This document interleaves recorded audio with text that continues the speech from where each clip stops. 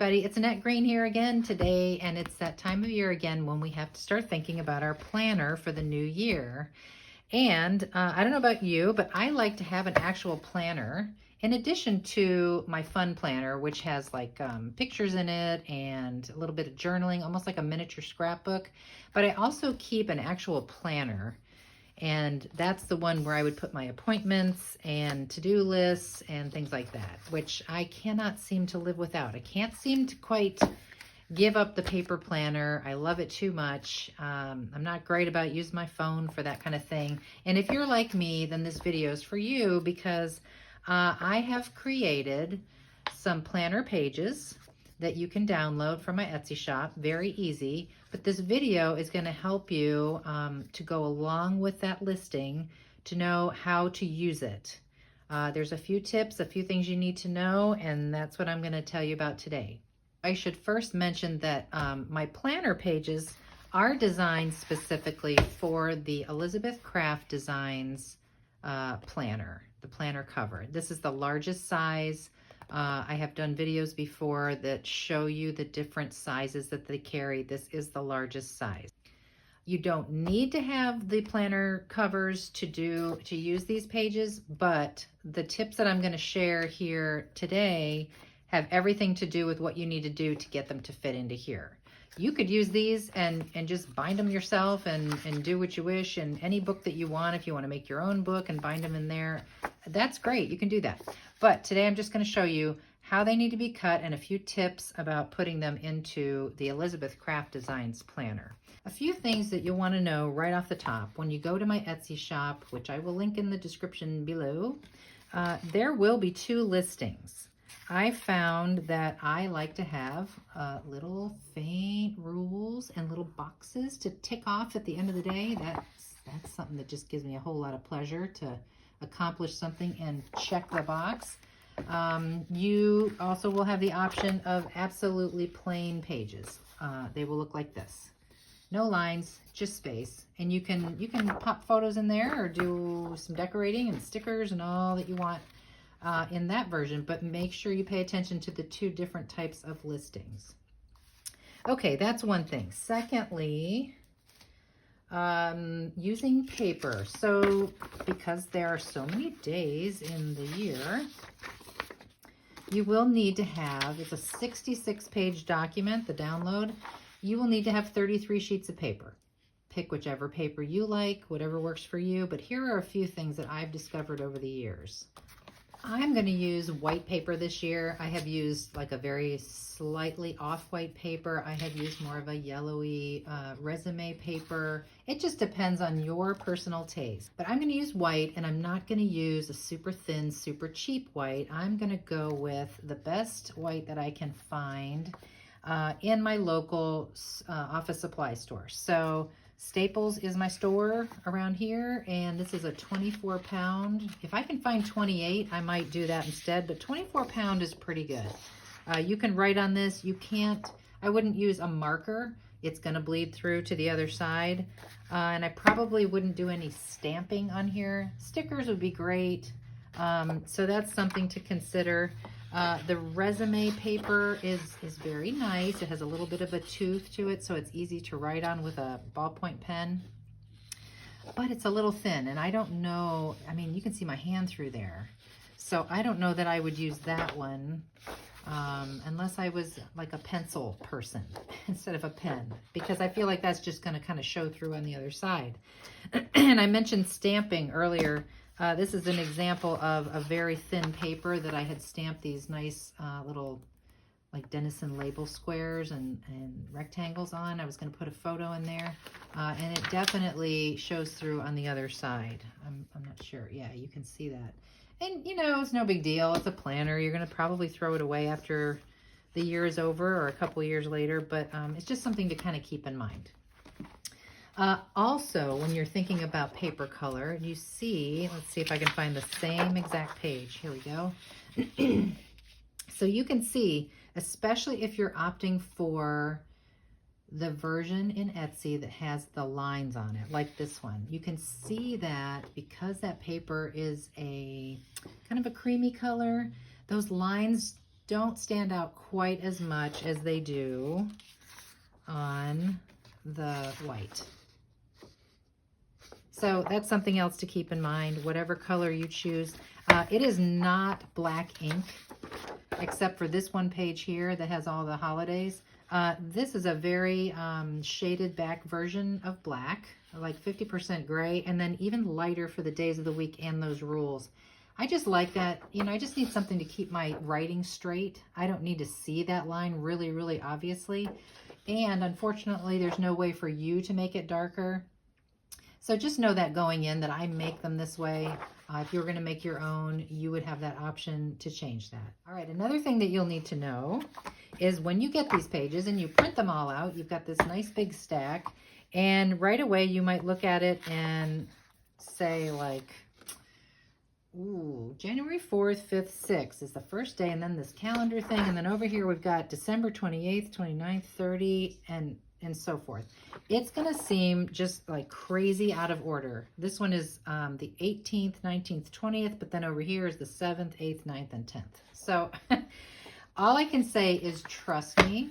I'm going to cut these. I'm going to show you how to cut them, and I'm going to make sure everything's right, and I'll be back to show you why they are set up the way they are. But just to explain it just a little bit, and I've explained this before, you know, you can't just set up pages 1, 2, 3, 4, 5, 6 and flip it over and do the next set.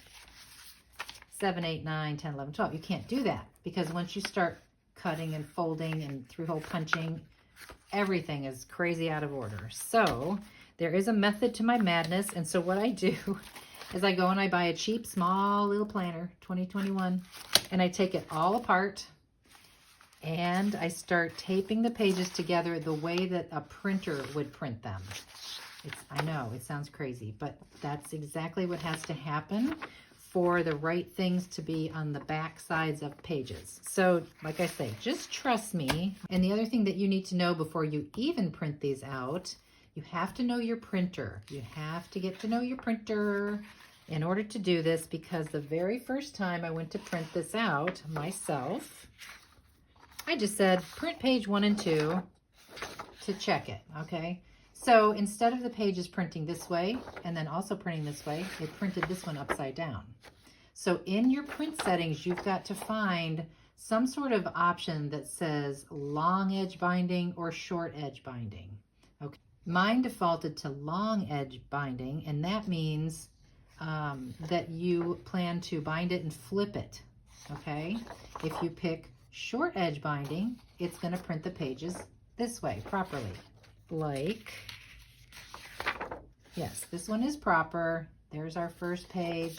There's our second page. Everything is right side up the way it's supposed to be. As we know, paper is 8.5 by 11. You do want to just go ahead and print it on 8.5 by 11. Don't cut the paper first because of the way that I have it set up. Now, the reason why we can't just cut that in half and throw it in our book, if you're doing the Elizabeth Craft Designs Planner, it's going to be too big. It's going to stick way out and it's going to be too tall. So these pages measure 4 3/4 by 8 1/4.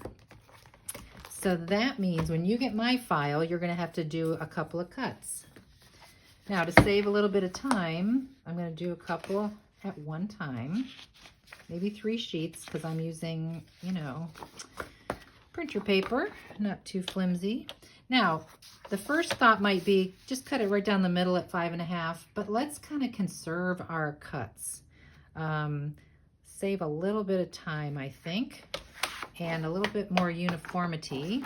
So what I want to do first is I want to cut 1/4 of an inch off the bottom so that the top of the paper, that's not getting cut at all. So I'm putting that at 8 1/4, and I'm going to cut off this bottom quarter. That's step 1. And now, because I just know, I know 5 1/2 is half of 11, I'm going to cut that pages in half at 5 1/2. All right, 2 more cuts. Take a look at this. Okay, we just cut this in half. Now we need to cut 3/4 off of both ends, both sides. Okay, the outsides. So I'm going to flip this over because this is my outside edge. I'm going to line it up with 3/4 over here, which makes this 4 3/4, which is what we said earlier, right? I hope. I'll check that. Okay, so that one's done. And then we've got this guy. And sometimes it's better to take a peek, not look at this page, because I want to make sure I'm cutting off the correct edge over here. Cut 3/4 off of this edge. Okay, now let's give that a check real quick. Yep, 4 3/4 by 8 1/4. You know, if you goof up, you've got the file. It's okay. Just print those pages again. And then I'm going to go through all my pages and do those same cuts. Now what you'll want to do when you get all that done, you'll want to punch your holes. If you've done a planner before, you have something to go by. You can use this as sort of a template, and you can lay it on top of there and punch the holes. Or you can make yourself a template. If you have the Elizabeth Craft die, you can lay the die on here and cut it out. Let me find out which die that is. All right, I found it. It was the Planner Essentials 5 set. Honestly, you could use any of the page dies, but this one in particular has just this little, the edge, which is really kind of nice, to make a template. So I just did that. I did this on the black here, and this can be a really good, this is a nice thick black cardstock. This could be a good template for me to punch my holes. I am going to use my Crocodile, and I'm going to use the large hole. And I am going to set, you guys know about this little stopper right here? So many people, I'm surprised, don't know what that's for, and I'm going to show you because it's going to make your life so much easier when you're punching through all these pages. Okay, so if you don't know about this little thing, you have a little stopper here, and it's on both sides, the small hole and the big hole, and that moves, that little thing. Hear it clicking, and see that little ruler there? All right, so that's the small hole side. We're going to use the big hole side. That's the 3/16 size hole. I am sliding this platen up to the 5/16 mark. You can see there's a 1/4, and then I came out one more this way, one more small tick. So 5/16. And what that does is it allows your Crocodile to stop. It does not go any further. You can see how deep it can go, but because you've moved that stopper, it's going as deep as we only need it to go, and that way you can just slide down, slide down, slide down. You don't have to worry about getting all lined up perfectly because it'll stop you from going any deeper than you have to go.